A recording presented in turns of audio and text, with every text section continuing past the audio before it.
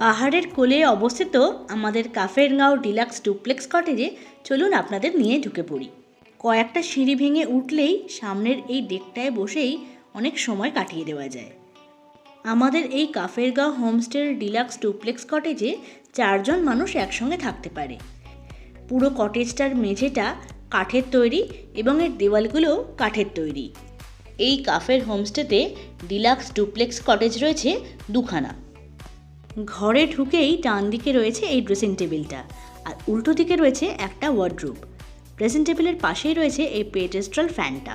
সামনের এই ডেকে চেয়ার পেতে বসে বসেই কাঞ্চনজঙ্ঘার মনোরম দৃশ্য উপভোগ করা যেতে পারে। এবার চলুন আপনাদের নিয়ে গিয়ে দেখাই ঘরের বাথরুমটা কেমন। কালো টাইলসে সাজানো সুন্দর বড় ঝাঁ চকচকে বাথরুম। ছাদে কাঠের সিলিং আছে, আছে গরম জলের ব্যবস্থা। বাথরুমের সামনে দিয়েই রয়েছে এই কাঠের সিঁড়ি, যা দিয়ে চলে যাওয়া যায় ওপরের ডেকে। ওপরের ডেকেও রয়েছে দুজনের শোয়ার ব্যবস্থা। এই সামনে থেকে খাটে শুয়ে শুয়েই কাঞ্চনজঙ্ঘা দেখা যেতে পারে। মাথার কাছে এদিকেও একটা জানলা, এটা অবশ্য অন্য দিকের হোমস্টের। আর এখানে দাঁড়ালেই পুরো ঘরটা নিচে দেখা যাচ্ছে।